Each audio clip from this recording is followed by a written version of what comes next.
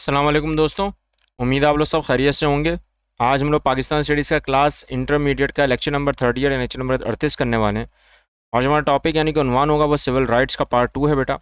जो हमने last time civil rights का पार्ट 1 किया था, उसी के हिसाब से जो बाकी रिमेनिंग हमारे राइट्स थे जो हमारे को मिलते हैं हुकूमत की तरफ से लीगलाइज होके, एक इंसान के हुकूक किस तरह के होते हैं शहर में रहने के और उनके शहरी हुकूक क्या होते हैं, आज हम उसको डिस्कस करेंगे। लेकिन उससे पहले अगर आपने इस सब्जेक्ट से रिगार्डिंग अगर आपने कोई नोट्स लेने हो, ऑथेंटिक नोट्स लेने और उसके परखने का अगर आपको जुज़ हो, यानी कि अगर आपको किताबों से चीज़ें जो रिक्वायरमेंट में पूरी नहीं हो रही हैं, जो मेरे बच्चे मुझे अपने बताते हैं कमेंट्स में, तो अगर आपको अगर नोट्स की रिक्वायरमेंट हो तो नीचे दिए गए लिंक पर यानी कि जो ईमेल आईडी पर है आप उस पर कांटेक्ट करें, तो आपको बेहतर से बेहतरीन जितने भी नोट्स होंगे वो प्रोवाइड किए जाएंगे। ठीक है। आज के टॉपिक को आगाज़ करने से पहले हम ये चेक करेंगे हमने जो प्रीवियस लेक्चर में हमने पढ़ा था यानी कि सिविल राइट्स पार्ट 1, जो हमारे पास सबसे अहम टॉपिक्स थे, जो उसमें सबसे अहम जुज़ था। तो अगर हमने नोट करा उसमें जो आर्टिकल्स थे, जो उसमें निसाब था, जो शिकें थी, वो पूरे का पूरा हमने डिस्कस किया था। अगर आपने इस लेक्चर को नहीं देखा है तो इस लेक्चर को देखने के बाद अगर कोई चीज़ समझ ना आए तो मेरे साथ ज़रूर शेयर करें। आज के टॉपिक में अगर देखा जाए तो वही काइंड्स ऑफ राइट्स यानी कि हक के इकसाम। उसमें अगर हमने नोट करा हो कि हमने पहले भी बहुत सारी डिस्कशन की थी कि जिसमें मोरल राइट्स थे, यानी कि आपने देखा होगा अखलाकियात के भी हुकूक होते हैं जो हमारे कॉन्शियसनेस के ऊपर यानी कि बहुत ज़्यादा कॉन्शियस के ऊपर या मोरल एथिक्स के ऊपर बहुत ज़्यादा एक बोलते हैं ना एक असर करते हैं कि हमारे कौन से अखलाकियात हैं जो शहर में रहने के या किसी माशरे में रहने के कौन कौन से होते हैं। हमने उसको थोड़ा बहुत पहले भी डिस्कस किया था। एक सोशल राइट्स होते हैं, समाजी होते हैं। और समाजी हुकूक के हिसाब से अगर आप देखो तो अपने पब्लिक ओपिनियन, उनका रवैया, उनके बिहेवियर्स वगैरह जो उनको बाकायदा अपने इनफॉर्मल वे में जो उनको अपना अपनाना होता है किसी भी एक शख्स को, हमने उसको भी डिस्कस किया था। अगर आपने नोट करा हो तो एक लीगल राइट्स होते हैं जिसमें हमारी पूरी गवर्नमेंट होती है, स्टेट होती है, अथॉरिटी होती है, रियासत का पूरा एक निज़ाम होता है।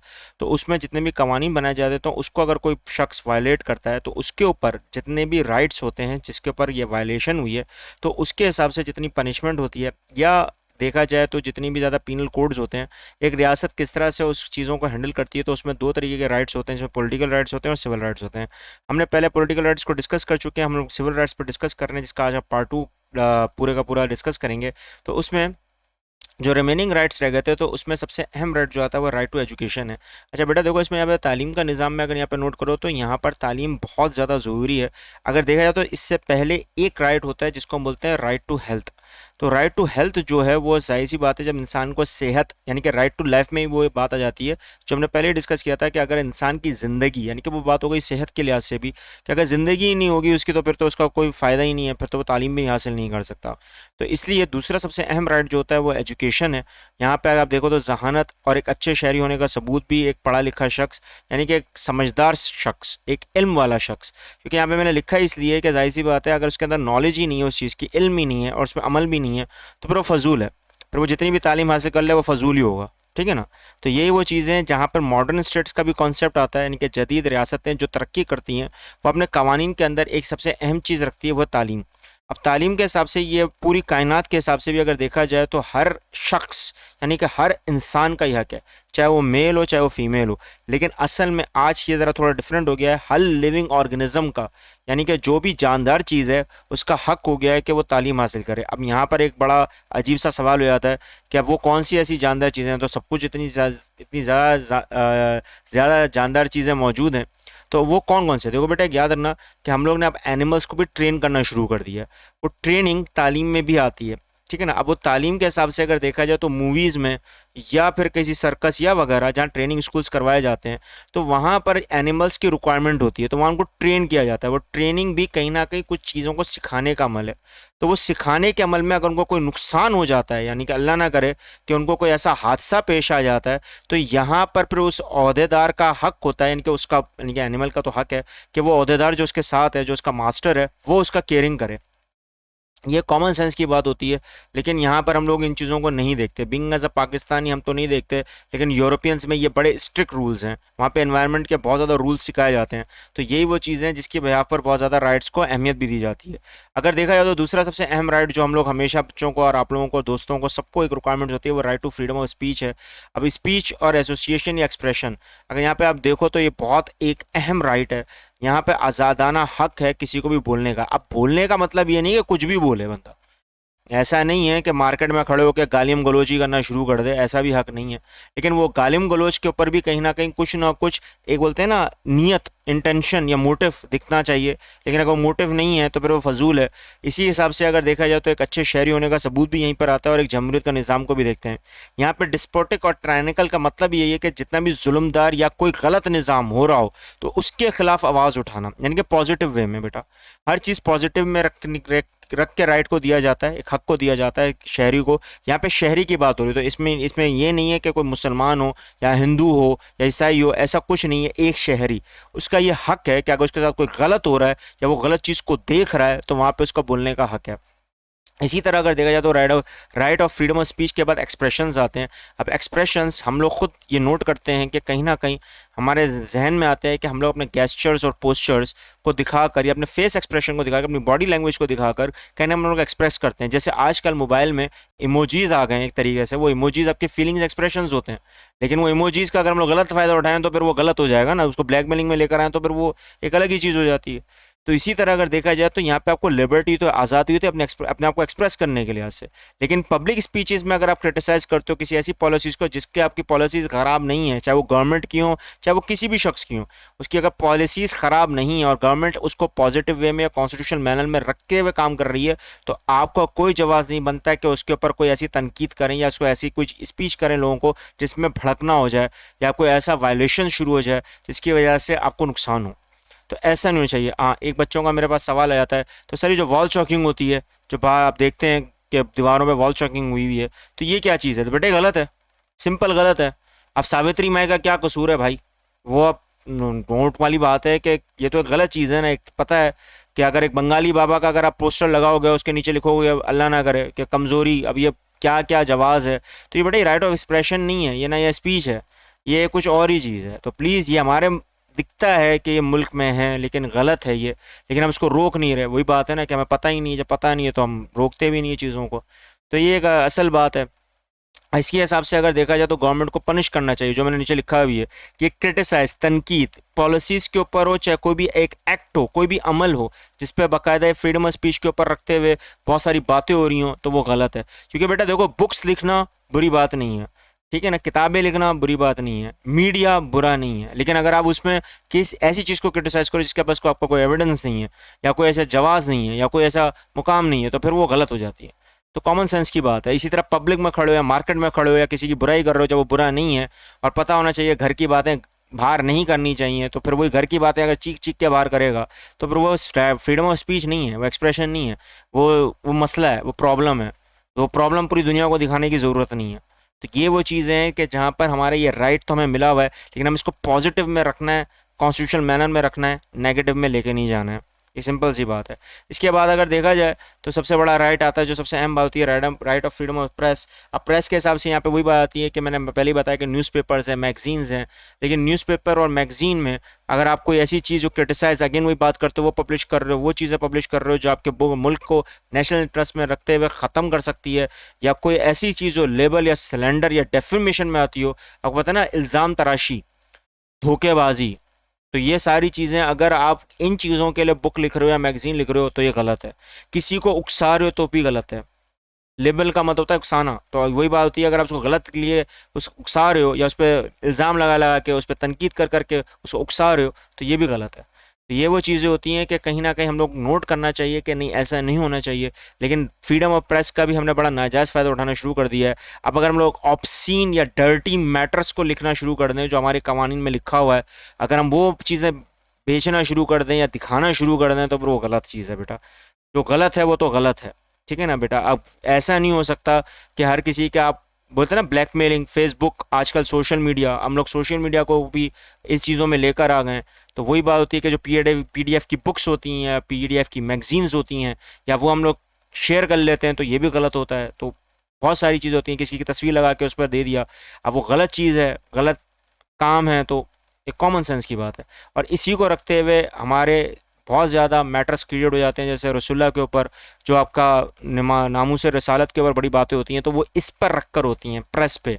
हम उनका स्केच नहीं बना सकते, हम उनकी चीज़ों को नहीं देखो ये गलत है, जो गलत है वो पता है कि नेचुरल वे में गलत है, तो आप उसको नहीं कर सकते, आप उसको एक्सप्रेस ही नहीं कर सकते, आप उसको पब्लिश भी नहीं कर सकते।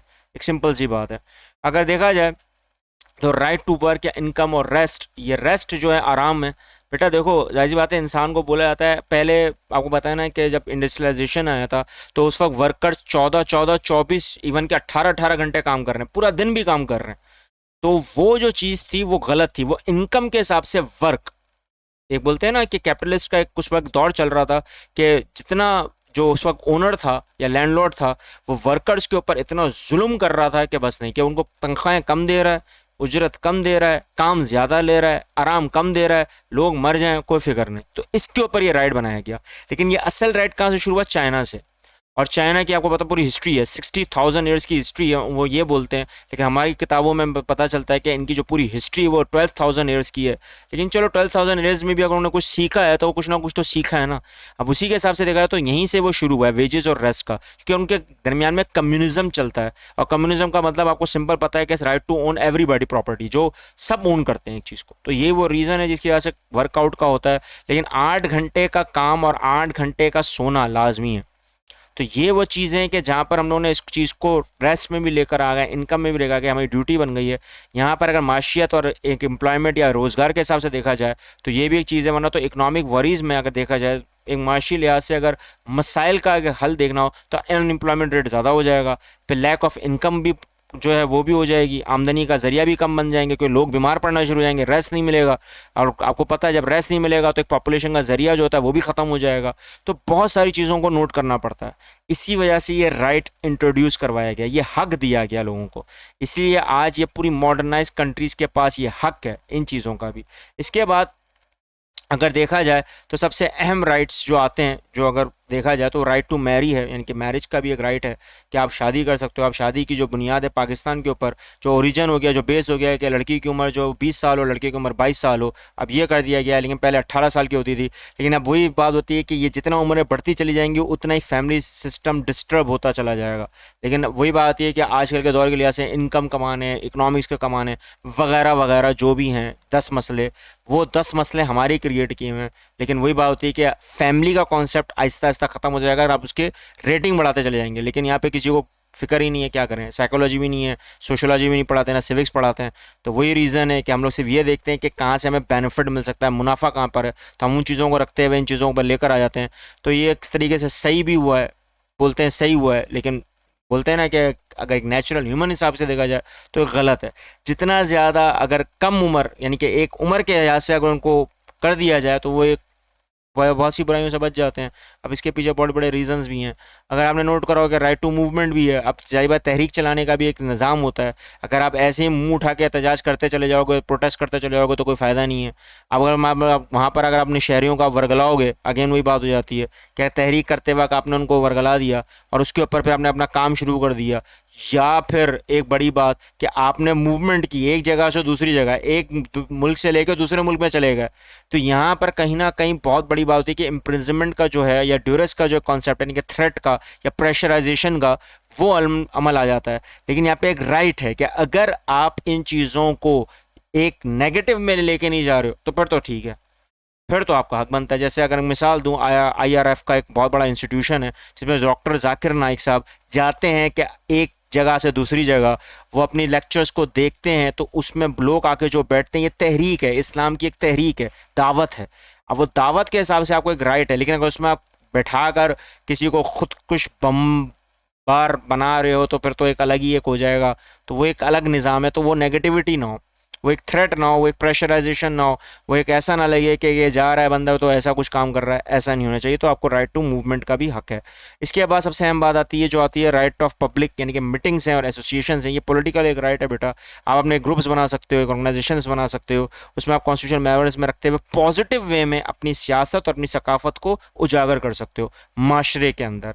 वही बात आती है कि इसका कोई गलत नाजायज़ फ़ायदा नहीं उठाना चाहिए कि एक ग्रुप बना दिया एक्सटोर्शन के लिए, या एक ग्रुप बना दिया आपने, एक ऑर्गेनाइजेशन बना दी थेफ्ट के लिए या फ्रॉड के लिए। ऐसा नहीं होना चाहिए। आपने अगर पॉलिटिकल एक पार्टी बनाई हो तो फ्रॉडिंग ना कर रहा हो, वो कहीं झूठ ना बोल रहा हो, कहीं वो सारी बातें जो होनी चाहिए वो नहीं होनी चाहिए। वो किसी भी मुल्क में हो सकता है, वो किसी भी मुल्क में।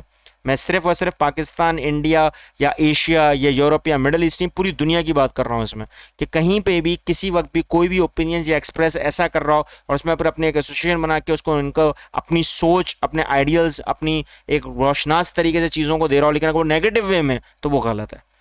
पॉजिटिव वे में इंसान की बेहतरी के लिए फिर तो ठीक है, फिर तो आप कर सकते हो। लेकिन अगर वो उसका अगर पता चल जाए कि हाँ ये गलत चीज़ें हो रही हैं, अब मुल्क में डेवलपमेंट नहीं हो रही है, आपकी तरक्की नहीं हो रही है, आपका काम नहीं हो रहा है, तालीम नहीं मिल रही, सेहत नहीं मिल रही, तो उन पॉलिटिकल पार्टीज़ का होना भी फजूल है, एक तरीके से फजूल है, बिल्कुल साफ कह रहा हूँ फजूल। क्योंकि बेटा सही सी बात है, जब आपके मुल्क के अंदर पता है कि गुर्बत बढ़ रही है, सब कुछ बढ़ रहा है, तो इसका मतलब है कि कोई काम तो हो नहीं रहा है, तो ये नेगेटिव वे में जा रहा है, ये सारा नेगेटिव पॉइंट ऑफ व्यू में जा रहा है। आपके मुल्क के ऊपर डिफॉल्टिंग का नाम भी आ सकता है, ऐसा भी होता है। तो लोगों को यहाँ पर सुधारना ही पड़ता है, सुधरना भी पड़ता है, पॉलिटिकल पार्टीज को सुधर के अपने आप को एसोसिएशन में ग्रुप्स में लाकर आगे बढ़ना पड़ता है।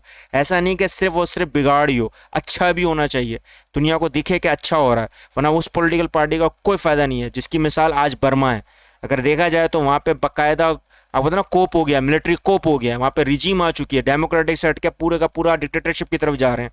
तो ये एक ऐसी मिसाल है कि जहाँ पर आज ये बहुत बड़ा एक निज़ाम खड़ा हो चुका है। तो इस राइट का हक पूरी वहाँ के लोगों ने अब शुरू कर दिया है कि जो पब्लिक मीटिंग जो इंस्टीट्यूशंस बनी हुई है सारी गलत हो रही हैं। तो ये वो रीज़न है जिसकी वजह से ये राइट आपका मिलता है और ये राइट है, आपका हक है। इसके बाद अगर देखा जाए तो right to freedom of conscious, यानी कि आइडिया सोचने का अमल है, आप आगे बढ़ा सकते हैं, आगे दे सकते हैं अपने आइडियाज़, इनोवेशंस को बेच सकते हैं वगैरह वगैरह। इस तरह राइट ऑफ सीक्रेसी एंड क्रॉसपॉन्डेंस, आपने देखा होगा कि कुछ चीज़ें गुप्त रखते हैं, आपकी अपनी एक पर्सनल लाइफ है, प्राइवेसी है, वो अगर आपकी गुप्त ना हो, ये आपका हक है, ठीक है ना। तो अब वो भी हक हमने खो दिया है, हम भी फेसबुक पे वगैरह वगैरह, जो हकीकत है अपनी पूरी की पूरी, जो अपनी पूरी लाइफ हिस्ट्री हम शेयर कर लेते हैं। हमें इतना नहीं पता होता जितना सामने वाले को पता होता है, तो आपकी सिक्रेसी है ही नहीं, अब आपका कोई प्राइवेसी ही नहीं है, पूरी दुनिया आपको देख रही होती है वगैरह वगैरह। एक बहुत सारे सोशल मीडिया के ऐप्स हैं, वो आप भी जानते हैं और मैं भी जानता हूँ। उनके नाम लेना यहाँ पे इसलिए नहीं लेना चाह रहा हूँ क्योंकि उनको पता है कि यहाँ पे फजूल ये बात होगी। अब सभी को पता है कि ये राइट ऑफ सीक्रेसी या क्रॉसपॉन्डेंस का मतलब ये है कि उस चीज़ों का जो आपने दिखा दिया उसका नाजायज़ फ़ायदा ना उठाया जाए। वो आपकी पर्सनल लाइफ है, मान लिया पर्सनल है, मगर वो सीक्रेसी आपने रखनी थी, आप उसको कितना रखेंगे उस पर आपको जवाब बनता है।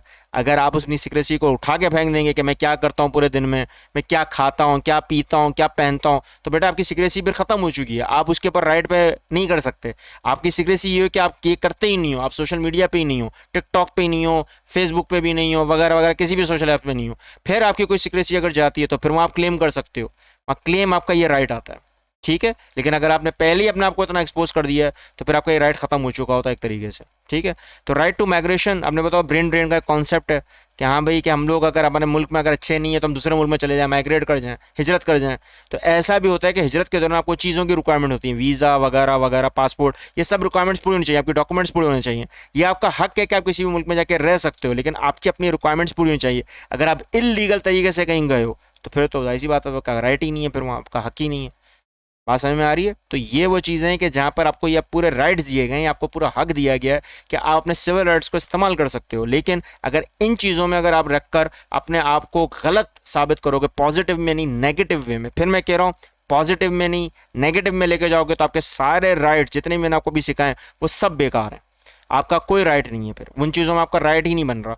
अगर आपको पता है कि मैं बस पॉजिटिव वे में लेके जा रहा हूँ, मैं अपने आप को जो जो मैंने अपने राइट मैंने सीखे हैं समझे हैं उन पर पूरा अमल कर रहा हूँ, फिर आपका हक है, फिर आपका हर चीज़ पर हक है और आपको पूरी गवर्नमेंट पूरी दुनिया आपको हक दे देती है, ठीक है। अगर आज के लेक्चर में कोई चीज़ समझ ना आए तो मेरे साथ ज़रूर शेयर करें, कमेंट करें। और आपको अगर पता हो कुछ चीज़ों का इसके रिगार्डिंग, कोई एग्जांपल्स हो, कोई रिसर्च हो, तो वो भी आप मेरे साथ ज़रूर शेयर करें, कमेंट करें। इस चैनल को ज़रूर सब्सक्राइब करके उन बच्चों लोगों तक पहुँचाएँ जो ला इल्म है। मिलते हैं नेक्स्ट लेक्चर में। अल्लाह हाफ़िज़।